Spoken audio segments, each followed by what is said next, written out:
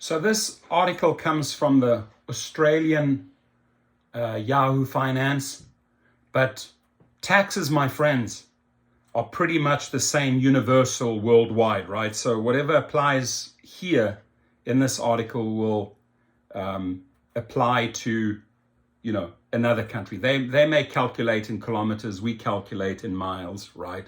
But it's the same formula at the end of the day. So driving with Uber, make sure you know your tax liabilities, right? And I can only emphasize this if you are running a fleet, right? Beyond just rideshare, if you're doing private trips and you have a company and you're renting out vehicles, that course I explain on gigrocket.com. Then you set yourself up very, very differently, usually in form of a company. But let's check it out here. So thousands of people have taken to driving for Uber or other similar rideshare services. Some of them simply to top up their current income, and some of them seeking a new living as they deal with the after effects of COVID-19 on their old jobs, right? So some people just doing this part-time, some full-time. If you're an Uber driver, there are numerous tax obligations and opportunities you may not be aware of. And then they also have 3 links here. Obviously, I'm going to leave this link underneath so you can go to it, especially if you're in Australia. Small business tax offset, tax relief for your business, shares and taxes. So those are additional links that you can check beneath the video. It's best to talk to a tax agent like H&R Block for personalized advice. But here are some general tax tips. Reporting income in your tax return. The income you earn from driving for Uber is assessable income and must be reported in your income tax return. Claiming work-related deductions. Expenses incurred in driving for Uber will be tax deductible. These may include expenses that relate to holding, maintaining, or operating any assets used to provide the ride service. Deductions can be claimed for the business use proportion of the following: commissions, licensing or service fees paid to Uber or paid to the state, for example, in California, your TCP, your transport charter permit, your fees, etc. Those are all fees that you will need to operate commercially, right? Commissions, licensing or service fees, costs of becoming an Uber driver once you've started the official application process, such as medical and police checks, application fees, even the education, like on gigrocket.com, that's an expense. That's educating yourself. You can write that off, right?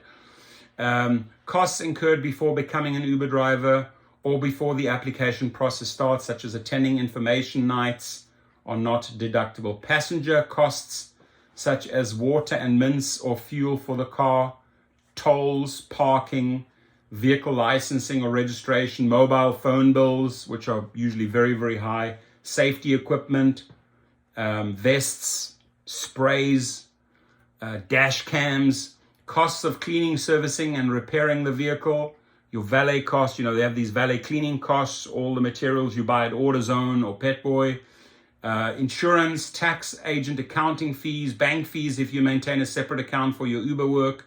Work-related deductions cannot be claimed for costs of a normal driver's license, fines. You can't write off fines. You can't write over the fees that you pay for your driver's license. Clothing other than safety clothing, obvious. Meals, drinks, etc. purchased while on the shift, right? So claiming a deduction for business use of your car. There are 2 ways to claim. Important. There were 2 ways to claim a deduction for business use of your car. Especially look at this point closely if you are doing, let's say, Uber, Lyft, and you are operating under sort of a private permit, right? A limo license or a charter permit, right? You definitely want to make sure you get this right. So cents per kilometer or mile. In this case, Australia claims 72 cents per kilometer. This method is only available for distances up to 5,000 kilometers. That's about 3,000 miles. Who travels that amount, right? It's only up to. Wow, that's not much. You can use it if you cover more than 5,000 business kilometers, your claim incorporates all car expenses, including petrol, gas, servicing, depreciation, etc., you can make no further claim. Logbook, your claim is based on the business use percentage of each car expense, which is determined by a logbook that must have been kept for a minimum of a 12-week period. Interesting. This logbook must be updated every 5 years. Now, a lot of people just download apps and transfer all the data into apps, right? Where you can log your miles, your trips, your expenses in an app. I would say far easier than carrying around a little book. But okay, as a backup, you know, you've got a date, you write it down, it's there in case somebody asks. Claiming temporary full expensing for capital assets. As an Uber driver, the ATO sees you as self-employed. That means you have access to all the tax concessions available to small businesses, including the immediate write-off of all capital assets, which is available until 30th of June. Now that's for Australia, right? That means you can immediately deduct the cost of any plant, tools, or equipment you use in your business. Registering for GST, taxes obviously. If you're an Uber driver, you must register for GST with the ATO and charge GST on all your fares from the first dollar, different to the United States. You're being registered for GST because of your Uber activity may impact on the GST status of other business activities you undertake. If you run a small business as a sole trader with a turnover of less than $75,000 Australian dollars, you may have to start accounting for GST in relation to that business as well as your Uber driving. Get your taxes right. Again, this is Australia related. The ATO is cracking down on both GST and income tax avoidance. The ATO has requested data including the following information: payee account name, payee BSB, payee account number, date of payment to payee, and amount of payment to the payee.